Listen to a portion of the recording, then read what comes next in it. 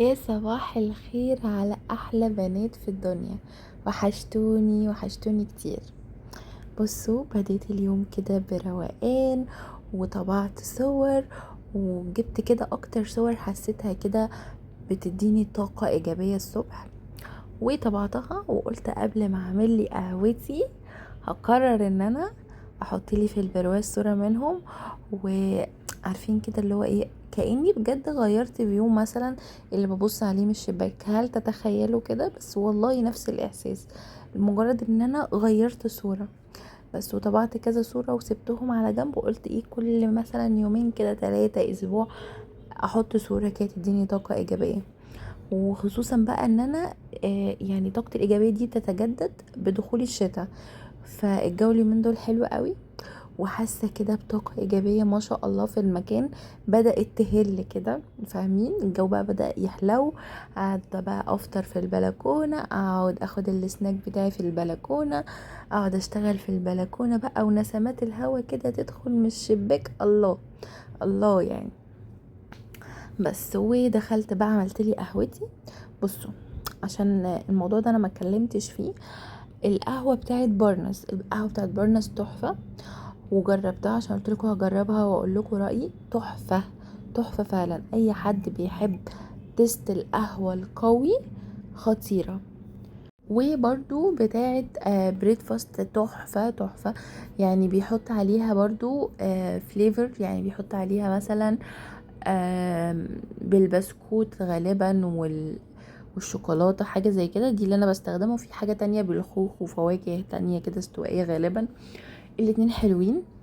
ولكن انا بالنسبة لي المفضل ليا برنز. ولكن مشكلة برنز ان هو مش فاتح غير في فرع واحد بس في مدينة نصر، فبصراحة دي مشكلة.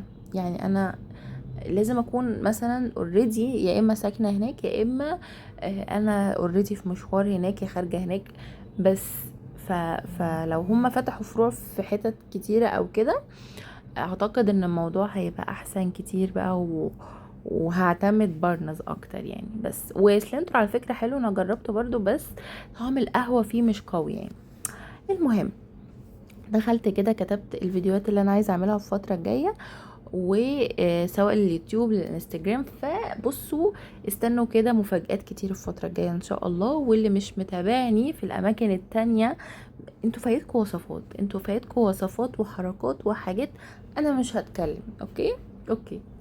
بس المهم، دخلت كده اعمل صينية مكرونة. مكرونة ايه؟ لا لا معلش يا جماعة، الامومة مأثرة عليا. صينية بطاطس داخلة صينية بطاطس في الفرن. اوكي. بس حتى اللحمة طبعا قبلها كده تتسلق، عشان بحب اللحمة تبقى مستوية جدا. الناس اللي بتاكلها بقى مش ويلدون انا معرفكوش. عضوا البقرة اسهل يا جماعة، انما انا لا، هي لازم تبقى دايبة كده دايبة. بس المهم، هقول لكم طريقتي في البطاطس وبجد اعملوها تحفة. انا مش بقى يعني مش بروح محمرة بطاطس ومش عارفة اعمل فيها ايه. نو نو نو، كله ني في ني. الحاجة الوحيدة، الطبيخ الوحيد اللي بعمله ني في ني هو البطاطس في الفرن، بس بيطلع طعمها رهيب. والطريقة يا جماعة كالآتي: بطاطس بتقطعوها، اهم حاجة يكون مش رفيعة ومش تخينة. اوكي، كلهم يبقوا يعني شبه نفس السمك، عشان كلهم يستووا في نفس الوقت. وبقطع فلفل اخضر وبصل، وبحط عليهم ملح وفلفل وكمون، عشان بشوف ناس ما بتحطش كمون. تحطوش كمون ليه يا جماعه؟ حطوا كمون، هيدي طعم خطير. واوقات كزبره ناشفه لو عندكم. انا كانت الكزبره ناشفه خلصانه عندي، فعادي جدا مش هنوقف الطبخه. فحطيت ايه؟ ملح وفلفل وكمون، بس كده شكرا خلصنا. والشوربه بحط عليها بقى، بصوا بقى بصوا بقى، عشان الشوربه دي بتدي طعم رهيب لاي طبيخه هتحطوه فيها بقى. بحط ملح وفلفل طبعا، فلفل اسود. اوكي. وبحطه حصى، يعني فلفل اسود بحطه حصى. وشويه بحطهم ايه، يعني حاجه صغيره من العادي، من اللي هو المطحون. وبحط لو هي لحمه بحط جوز الطيب لو حابين يعني. وبحط اسمها ايه، توابل اسمها الكبه غالبا. الكبه او اسمها كبة صينية، بس بتدي تيست حلوة قوي يعني. وبحط 11 بهار من كنور برضو حلوة قوي. وبحط عليها سنة قرفة، شعرة تشمميها كده قرفة، اوكي. وبحط عليها شوية صغيرين توم، صغيرين جدا جدا، مش ملحوظين يعني. حلو، بس بتدي تست حلو برضو. ولو عندكم بقى بصل وتوم باودر والحاجات دي اتس اوكي، حطي، مش هتقول لا. التركة فين بقى في الشوربة؟ التركة ان انتي مثلا اللحمة او الفراخ او ايا كان هتحطيها الاول من قبل ما تحطي اي حاجة في الحلة ولا مية ولا اي حاجة. هتحطيها هي والتوابل والبصل المبشور، بصل مبشور اوكي، او بصل في الخلاط. المهم ان هو ما يبقاش متقطع كده كيوبس، لا يبقى مبشور بس. وتحطي بقى التوابل بتاعتك دي، وعايزه اقولك بقى تقعدي تقلبيها كده اللحمه ولا الفراخ في وسط البصل والتوابل. الريحه رهيبه، مجرد انها تغير لون من كل الجوانب اللحمه، تروحي بقى نازله بالميه، وميه بدرجه الحراره العاديه خالص من الحنفيه، ما تحطيش ميه سخنه. وراجعي واعملي سيرش، هتلاقي ان ده الطريقه الصحيحه يعني. اوكي بس. فسيبوها بقى تستوي، وبتطلع يام يام خالص، وبتغير فعلا او بتدي طعامه كده لاي طبيخ ممكن تعمله. بس وحطيت صلصه مع الطماطم وبس كده يا جماعه. وحطيتها بقى على البطاطس والفلفل والبصل اللي انا اوريدي حطيت عليهم التوابل، وحطيت عليهم شويه زيت صغيرين عشان التوابل تمسك في البطاطسايه والفلفلايه كده. واهم بقى حاجه حلوه كده من فوق، انك تحطي يعني زبده. ونوعت بقى زبده بلدي على زبده صفرا، يعني كله بقى على كله بس. وشايفين بقى اللي طالع فوق ده توم، حط بقى توم، حطي توم ماشي. ولما تطلعيها من الفرن خلاص استوت، تحطي كده شويه توم صغيرين جدا، بس الريحه بتبقى فظيعه يعني. بس المهم وريتكم البطاطا. بصوا اللمعه، عارفين اللمعه دي من ايه؟ هبقى اعمل معاكم ان شاء الله البطاطا. مش بس بستخدم لها الحاجات اللي هي السكر وحطي فانيليا وحطي لا، انا ليا طريقه خاصه في البطاطا. ف غالبا ممكن الفيديو الجاي هصور لكم طريقه البطاطا يعني. حلوه قوي الطريقه دي، هتعجبكم يعني. المهم حطيتها في علبه وبسيبها في التلاجة. والحوار البطاطا اليومين دول حلو قوي لو انتوا عايزين تحطوا لولادكم حاجه في اللانش بوكس صحيه يعني. بس ودخلت اعمل بقى صوص الكراميل. معلش لازم نهتم بفقرة الصبح، يعني الايس كوفي والمي تايم والحاجات دي مش هنضيعها في نص اليوم. لازم كده تبقى على مزاج. وانا بحب اعمل صوص الكراميل في البيت، وطعمه بيطلع احلى من اي نوع كراميل جاهز، وما بياخدش حاجة، وبيعمل ما شاء الله كمية كبيرة. فاحنا بنتدلع بقى، قومي يا بنتي اعملي، قومي يا حبيبتي اعملي، يلا. اوكي المهم انا بحط كوباية سكر، واللبن بيبقى نص الكمية يعني، نص كوباية سكر نص كوباية لبن اوكي. المهم بعد ما السكر يتكرمل بنحط مكعبين زبدة، وبعد كده بننزل يا اما بكريمة يا اما بلبن. لو حطيتي لبن بتحطي معاه نشا وبتدوبيه فيها. لو حطيتي نص كوباية كريمة خلاص ما بتحطيش نشا بس. وحاولوا ان انتوا بتحطوا اللبن او بتحطوا الزبدة تبقوا بقى تهدوا النار شوية شوية، مش كتير يعني، شوية، عشان لا قدر الله ما ايديكم ما يحصل لهاش حاجة او تطلع بره الحلة الكراميل او كده، لان هي لسعته وحشة جدا يعني، اللهم احفظ. بس يا جماعة، وبحطه في علبة ازاز، ما تحطوش في علبة بلاستيك بعد ما يطلع، عشان بيبقى سخن وبيتفاعل مع البلاستيك والحاجات دي، فبلاش. وتحطوه في التلاجة وتحتفظوا بيه. في حركة بقى انا بعملها، ان انا بحط صفاية الاول اوكي قبل ما بحط الكراميل، عشان لو في اي تكتلات انا ما خدتش بالي منها من السكر فبتنزل في الصوص، ما بتبقاش حلوه يعني.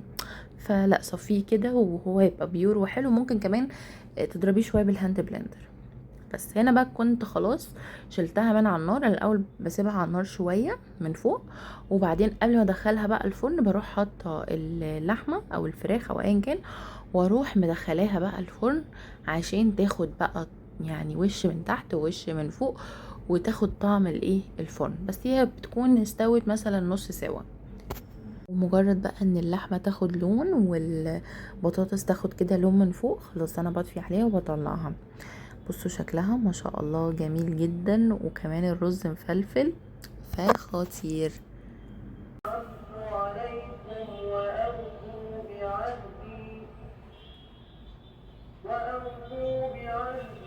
وهنا انا كنت بجرب كذا شكل للفة المنديل بتاع السفرة، بس انا عملت شكلين، فانتوا اكتبولي في الكومنت اي شكل بقى عجبكم فيهم. اوكي. بس المهم ان انا الفترة دي بحاول بس ان انا ادخل الروقان والهدوء تاني للروتين بتاعي، واكل بالراحة، اتكلم بالراحة، افكر بالراحة، وافكر في الحاجة اللي انا فيها دلوقتي حالا، مش وانتي مثلا نايمة بتفكري، او قبل ما تنامي بتفكري تعملي ايه بكرة، اما يجي بكرة وانتي واقفة بتعملي الفطار بتفكري تعملي ايه بعد الفطار وبعد. انتوا فاهمين؟ انتوا ما بتفكروش في الحاجة اللي انتوا بتعملوها، انتوا بتفكروا في حاجة تانية وانتوا بتعملوا الحاجة دي. ف... فده طبعا بيشتت الدماغ وبيخليكي مصدعة وبيعمل لك مشاكل كتيرة جدا جدا، وبتزود الضغوطات عليكي. فسواء انتي بنوتة وبقيتي بتشتغلي والضغوطات زادت عليكي، او انتي مثلا اتجوزتي وحسيتي ان انتي فجأة بقى عندك مسؤوليات اكبر، او انتي مثلا بقيتي مامي فحسيتي ان انتي حياتك كده اللي هو ايه، لا اركنيها على جنب عشان في حد تاني خد خلاص كل الوقت وكل حاجه. بصوا انا جربت لكم الشكلين اهم، فقولوا لي في الكومنتات. المهم، فبحاول كده ان انا ايه بقى اعمل الحاجه بروقان وعارفين اللي هو اعمل حاجه بالراحه، واهتم بالديكورات زي الاول وكده. فاهمين اللي هو انا عايزه ارجع من تاني ادي وقت المنة بس. فحاولوا ان انتوا تدخلوا الهدوء تاني للروتين بتاعكم، لان كلنا بلا استثناء بقى عندنا ضغوطات. فلا، احنا لازم نعمل لها ستوب كده ونفوق، ونقول ان احنا نهتم بحياتنا النفسية قبل اي حاجة. لان هي مهما اهتميتي كلتي ايه وشربتي ايه ونفسيتك وحشة، صدقيني ان جسمك هيتعب، صدقيني. فالمهم، اخترت برضو كذا شكل للمفرش بتاع السفرة. بصوا مفرش السفرة الاساسي اصلا انا شايلاه لانه كبير قوي ومش مبين شكل السفرة من على الجنب، فمش بحطه كتير. بس فاوقات بعمل اللي هو الرانر اللي في النص، واوقات تانية بسيبه كده. بس موضوع يعني بسيط قوي، وانا بصراحة ميالة للشكل ده، فاكتبوا لي في الكومنت مش عارفة مين الاحلى. بس المهم برضو هنا حطيت كده بصوا ده كان بقية المفرش بتاع السفرة. هو كان مفرش كبير ورنر، اوكي، والمناديل. المهم حطيت بقى هنا البونبونيرة وعلبة المناديل، ولو تلاحظوا انا كنت جايباهم نفس الشكل، اوكي، والكوسترات كده عشان لو حد شرب حاجة. المهم ايه، دخلت على الغدا، كنت بعمل صوص الريحان على السريع. والفراخ دي انا عملتها معاكم في الاماكن التانية، اوكي، ادخلوا شوفوا الوصفات، لان هناك انا بنزل الوصفات بس. وعايزه اقول لكم ان طريقه الفراخ البارده دي مختلفه عن اي طريقه هتشوفوها، يعني عاملاها بتكنيك جديد، اوكي. فالطريقه دي انتوا مش متخيلين، انا جايه ادوق الفراخ حسيت انها طعم اللحمه البارده، دي كانت صدمه بالنسبه لي يعني. بس فجربوها وشوفوا الطريقه هناك، واكتبوا لي في الكومنت لو الفلوج عجبكم، واشوفكم في فلوج جديد. سلام.